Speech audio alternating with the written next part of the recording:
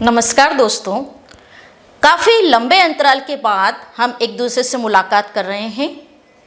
लघु कथा audio book में आप सभी का पुनः स्वागत है।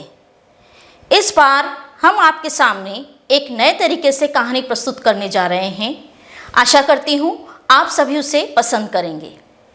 आज की कहानी का शीर्षक है नहले पर दहला। एक बार एक अंधे और कुबड़े में दोस्ती हो गई। दोनों एक साथ ही रहते थे और एक साथ ही भीख मांगने जाते थे। वे भीख मांगकर ही अपना पेट भरते थे। कुबड़ा देखता था कि अंधे को उससे ज़्यादा पैसे मिलते हैं। अंधा रोज रात को सोने से पहले अपनी दिन भर की कमाई को गिनकर एक डिब्बे में डाल देता था। पैसे की टंकार को प्रतिदिन बढ़ती देख कुबड़े के दिल की धड़कन भी बढ़ने लगती। उससे जब रहा न गया तो एक दिन वह अंधे के पास आकर अपना दुखड़ा रोने लगा कि कुबड़ा समझकर उसे कोई पैसे नहीं देता। अगर अंधा उसे अपने साथ रख ले तो वह उसका काम कर देगा और उसे रोटी भी बनाकर खिला देगा। अंधे को कुबड़े पर दया आ गई। उसने कुबड़े को साथ रखने का निश्चय कर लिया। कुबड़ा सुबह जल्दी उठता, घर के सारे कामकाज करता और अंधे को खाना बनाकर भी खिलाता। अब दोनों के दिन बड़े सुख से बीतने लगे, लेकिन कुबड़ा तो कुछ और चाल चलना चाहता था। एक दिन उसने दांव लगाया। जिस रास्ते से वो भीख मांगने जाते थे वहाँ एक टीला था जिस पर हमेशा फिसलन रहती थी।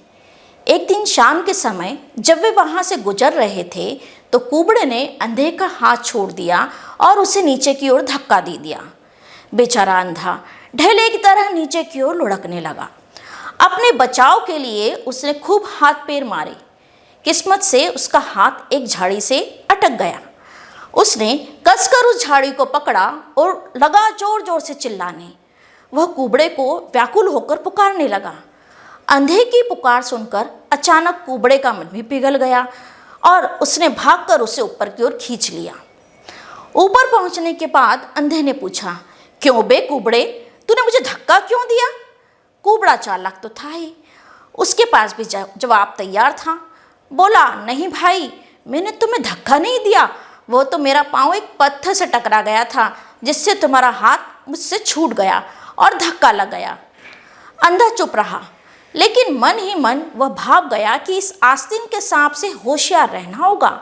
जब कुबड़ा इस चाल में कामयाब न रहा तो उसने अंधे को मारने के लिए एक नई चाल सोची जिससे हींग लगे ना फिटकरी और रंग भी चोखा आए। वह कहीं से एक मरा हुआ सांप उठा लाया। उसने उसके टुकड़े करके कढ़ाई में पकने के लिए रख दिए और अंधे से कहा, भाई, आज मैं खाने के लिए मछली लाया हूँ।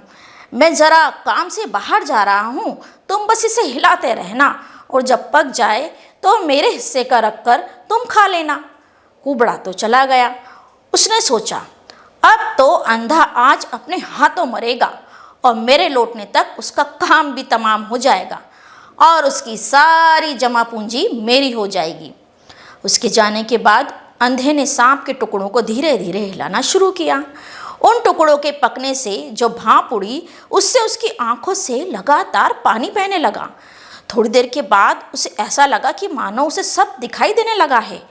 अचानक से उसकी आंखों की रोशनी लौट आई। वह हैरान सा इधर उधर देखने लगा। अचानक कढ़ाई पर नजर पड़ते ही वह चीख उठा। कढ़ाई में सांप के टुकड़े पक रहे थे और ये उन्हीं टुकड़ों की जहरीली भाप का असर था जिससे उसकी आंखों की रोशनी ठीक हो गई थी। लेकिन वह कुबड़ा तो मेरे मरने का पक्का इंतजाम करके गया था। अब अंधा सोचने लगा कि आज मैं भी इसका कुबड़ा तोड़कर रहूंगा। अंधे ने एक मोटा डंडा पकड़ा और दरवाजे के पीछे छुपकर खड़ा हो गया।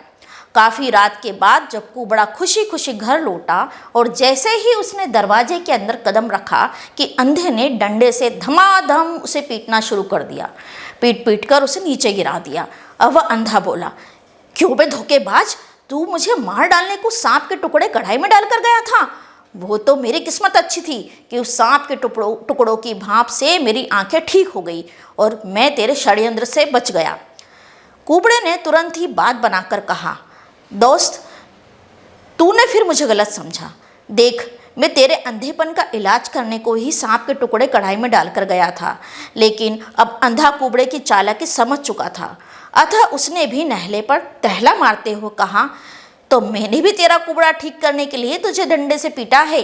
इतना सुनते ही कुबड़ा चौंक गया और झटपट उठकर खड़ा हो गया। सचमुच उसका कुबड़ ठीक हो गया था। दोनों मित्र हंसते हंसते लोटपोट हो गए और हमेशा के लिए दोनों पक्के दोस्त बन गए। तो मित्रों, आज की हमारी यह कहानी आपको कैसी लगी, हमें कमेंट्स के जरिए ज़रूर बताइएगा।